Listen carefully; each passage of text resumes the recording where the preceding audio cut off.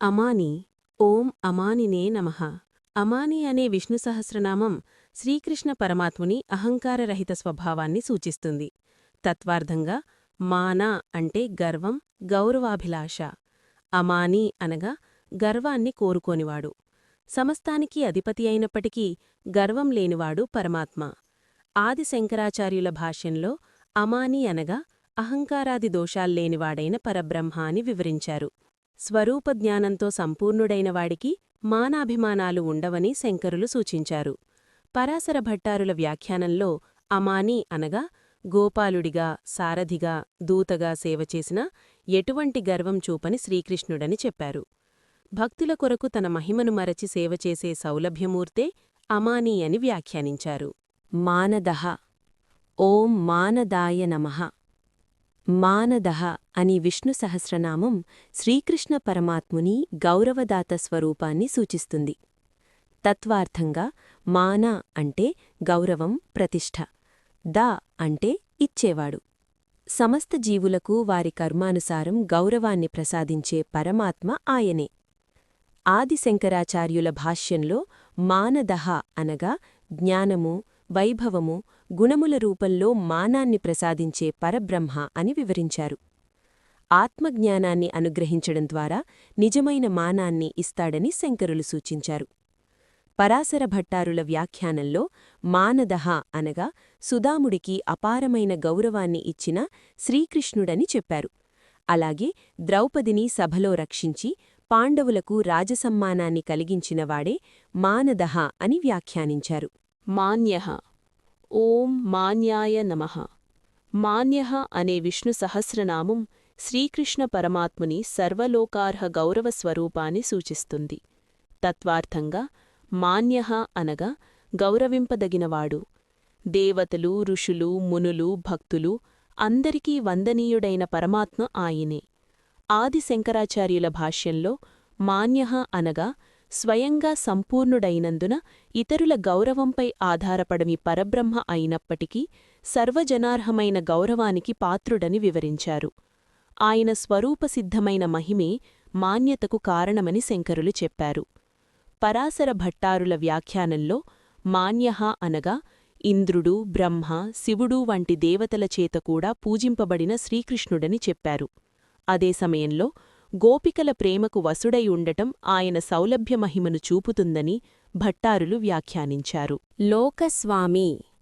ఓం లోకస్వామినే నమః. లోకస్వామి అనే విష్ణు సహస్రనామం శ్రీకృష్ణ పరమాత్ముని సర్వలోకాధిపత్యాన్ని సూచిస్తుంది. తత్వార్థంగా లోక అంటే సమస్త జగత్తులు, స్వామి అంటే అధిపతి. సృష్టి, స్థితి, లయలను నియంత్రించే సర్వేశ్వరుడే లోకస్వామి. ఆది శంకరాచార్యుల భాష్యంలో లోకస్వామి అనగా కర్తృత్వ, భోక్తృత్వాది ఉపాధులకు అతీతుడై ఉన్నప్పటికీ మాయాశక్తి ద్వారా లోకాలకు అధిపతిగా వ్యవహరించే పరబ్రహ్మ అని వివరించారు. జగత్తు ఆయన ఆధీనంలోనే నడుస్తుందని శంకరులు చెప్పారు. పరాశర భట్టారుల వ్యాఖ్యానంలో లోకస్వామి అనగా ద్వారకాధీశుడిగా రాజ్యాన్ని పరిపాలించినప్పటికీ గోపాలుడిగా భక్తులతో కలిసి జీవించిన శ్రీకృష్ణుడని చెప్పారు.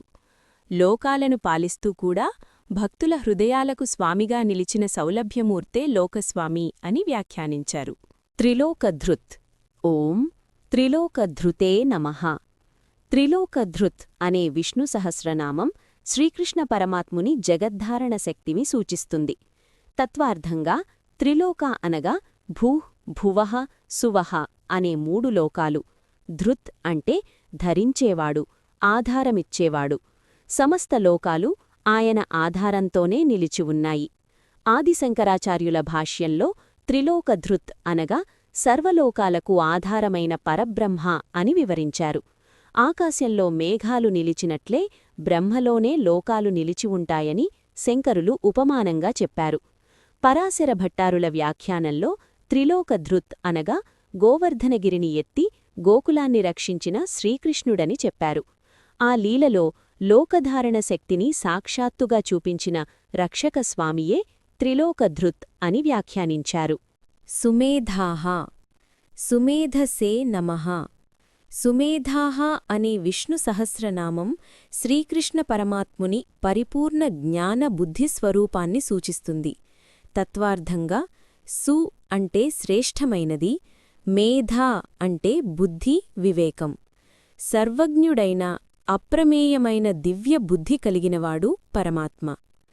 ఆది శంకరాచార్యుల భాష్యంలో సుమేధాః అనగా మాయావరణం లేని శుద్ధ చైతన్యస్వరూపుడైన పరబ్రహ్మ అని వివరించారు. ఆయన జ్ఞానం సాధించబడినది కాదు, స్వరూప సిద్ధమైనదని శంకరులు సూచించారు.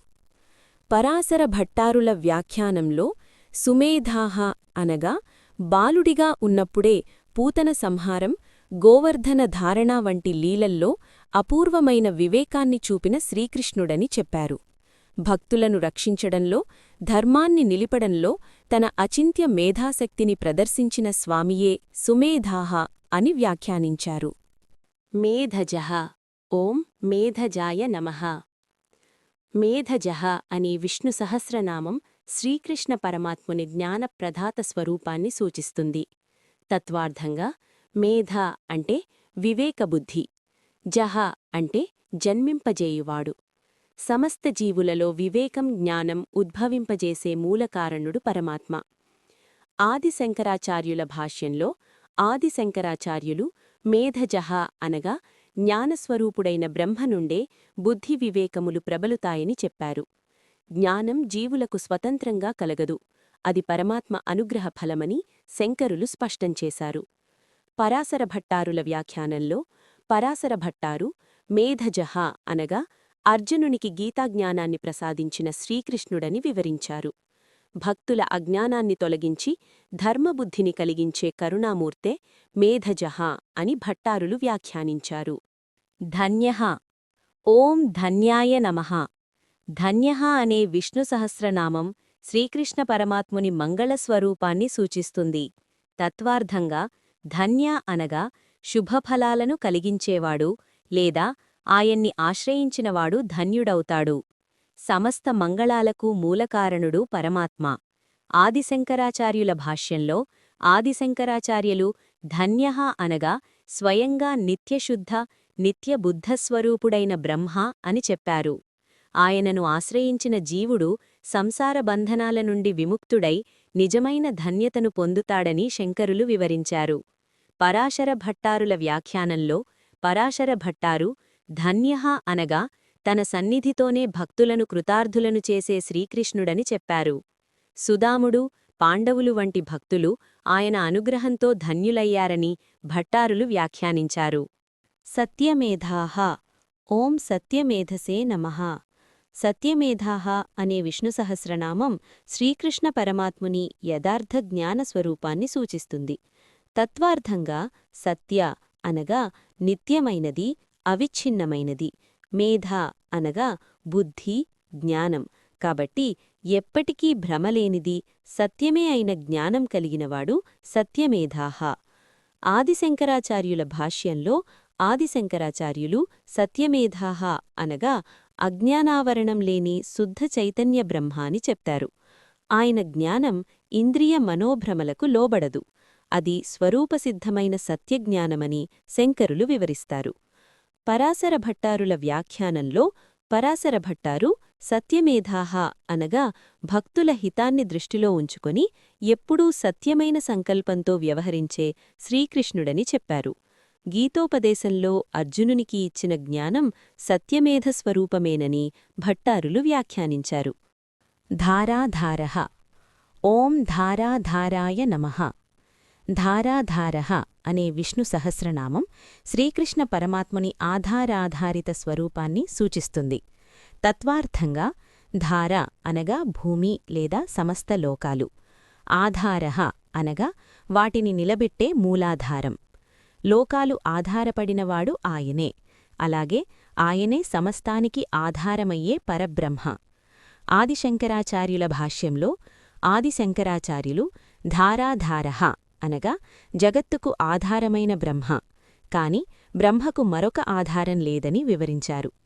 నామరూపాత్మకమైన లోకాలు ఆయనలోనే ఆధారపడి ఉన్నప్పటికీ ఆయన వాటితో అసంగుడని శంకరులు చెప్పారు. పరాశర భట్టారుల వ్యాఖ్యానంలో పరాశర భట్టారు ధారాధారః అనగా భూమిని లోకాలను తన అవతార లీలల ద్వారా రక్షించిన శ్రీకృష్ణుడని చెప్పారు. వరాహ అవతారంలో భూమిని ధరించినవాడు, గోవర్ధన లీలలో గోకులాన్ని ఆదరించినవాడే ధారాధారః అని భట్టారులు వ్యాఖ్యానించారు.